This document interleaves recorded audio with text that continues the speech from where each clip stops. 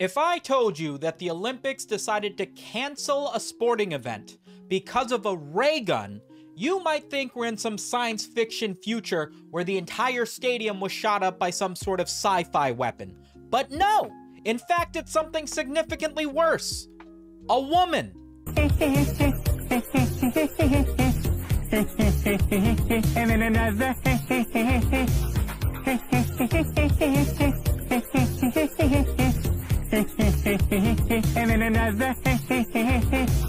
The internet is currently enamored by 36-year-old Rachel Gunn, who decided to perform at the Olympics' first breakdancing event. That's right, breakdancing is an Olympic sport. Except it's not, because after this first endeavor into having breakdancing on the Olympic stage, it has subsequently been canceled for the 2028 Olympics. We're never gonna see it again, and I have to say I'm upset. Really quickly, for those who don't know, I uploaded a green screen, meme screen compilation as a standalone video. It's just 5 minutes of me doing goofy stuff in front of a green screen for you guys to use as memes. I've linked a HD download if you guys want to use any of it, and submit it for the next Fridays with Sumito. We're doing a competition. Gamer Subs has already sponsored it, so there will be free tubs and shakers for the best submissions this upcoming Friday, so feel free to check that out. Download the HD, submit it to either the green screen channel on Discord or link it on Reddit or YouTube or whatever. Just make sure it gets to me.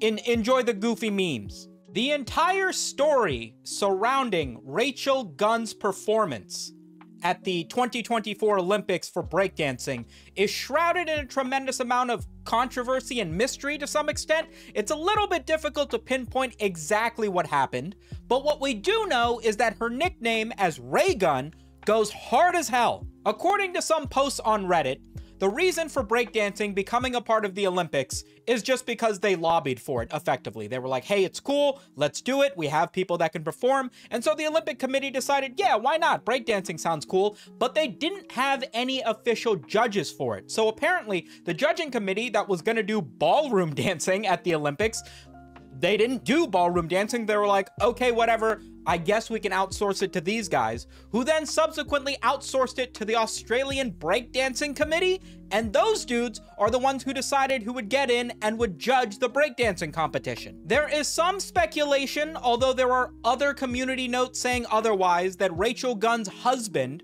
who is actually the person who got her into breaking, as she calls it, was one of the people who would approve who would qualify to perform at the Olympics, and so naturally it felt like a conflict of interest, and therefore showcased the fact that maybe Rachel Gunn sort of finessed herself into performing at the Olympics when she may not have necessarily been qualified. And whether that's true or not, again, is a bit speculation at this point, because the facts are sort of gray as it is, but it clearly feels like this girl wasn't ready for the Olympic stage.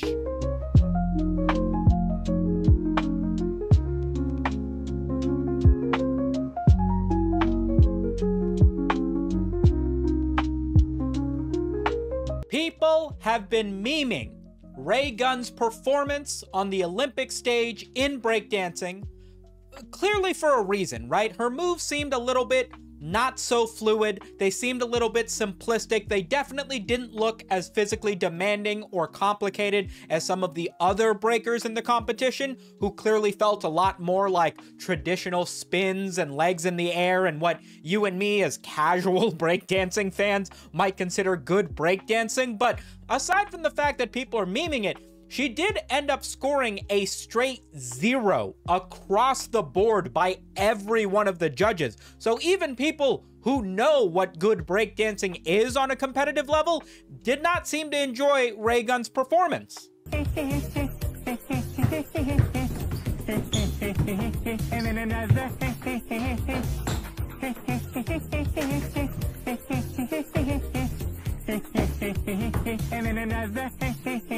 Listen, I'm not a professional breaker. Every time I've been thrown into the middle of a dance circle at a club, I've been thrown out subsequently due to my moves. So it's not like I know any better. But to be fair, the moves that I see Ray Gunn performing on an Olympic stage don't even look as good as the fetish shitposts I see on TikTok.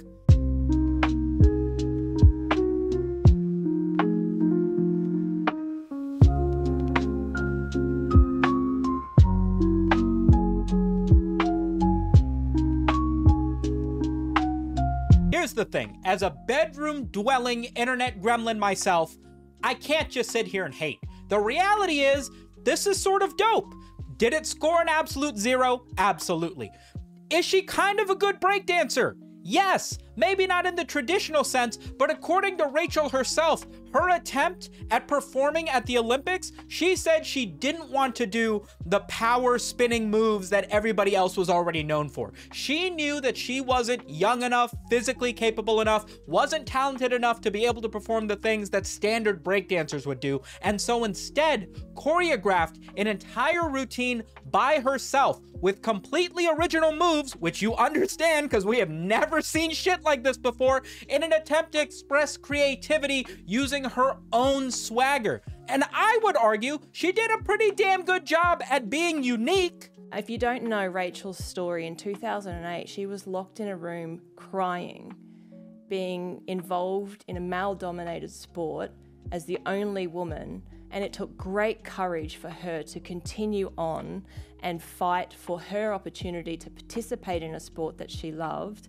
and that got her to winning the Olympic qualifying event to be here in Paris. And again, I don't want to be the nerd that hasn't been athletic in 15 years over here critiquing literal Olympic athletes, even if they did score a complete 0, which I feel like I could also score that in the Olympics, but besides the point, this is an interesting opportunity. You end up qualifying for an Olympic sport, but you already feel like you're probably not gonna win. So what's the best thing for you to do? Obviously, it would be to do something that would garner attention in a way that's more than just being bad at the thing. What if you're so spectacularly bad at it that everybody starts talking about you on the internet? That's not a bad way to go. It might end up resulting in the sport being completely axed and never showing up in the Olympics again, but evidently that was worth the risk. And let's be honest, the alternative would be to try your best and then absolutely suck at the sport that you're doing, which, to be fair, we have also seen examples of in this very same Olympics.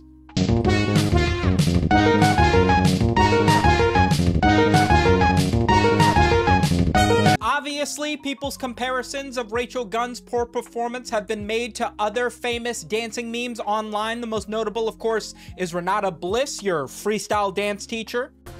Hi, I'm Renata Bliss, and I'm your freestyle dance teacher.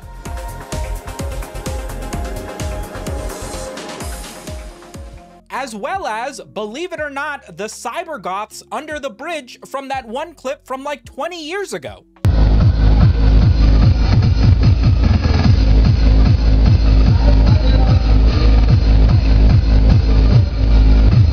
My cat Jojo ripped my earphones out of my head, and now my right side doesn't work, so if there's something wrong with the audio, I'm sorry, I can't tell because my cat is an asshole.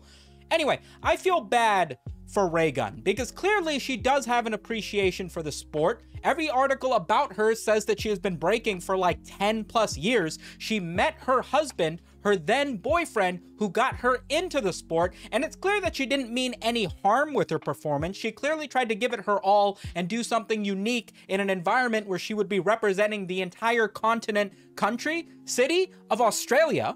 Plus, it seemed like the Olympics wasn't even ready to have this as a competitive competition. They didn't have an official judging committee. They had to outsource to get somebody to actually score this. Who's to say that it should be removed from the Olympics entirety? Just, you only did it once. I hope Ray Gunn takes this in stride. She has a tremendous amount more attention on her than she did before she performed at the Olympics, and now she's arguably like the most famous breakdancer in the world for the time being. The next Olympic Games are gonna be held in 2028 in Los Angeles, California, which undoubtedly has a massive breakdancing culture, so I hope that Rachel Gunn, who has already been vocal about being against the notion that breakdancing should be removed from the Olympics, ends up being a spokesperson to get it put back in, because I would love to see more breakdancing at the Olympics. Again, I did not watch a second of the Olympics this year, nor will I next time they do it, but I still think it would be cool. Not only was Rachel Gunn able to get on the Olympic stage and open the door for other women to join competitive sports, even if it may be male-dominated, but she also opened the door to get on the floor and have everybody walk the dinosaur. Thank you so much for watching this video. Remember to subscribe if you enjoyed it. Big shout out to the patrons for supporting the show, and I'll catch you guys tomorrow. Spisu!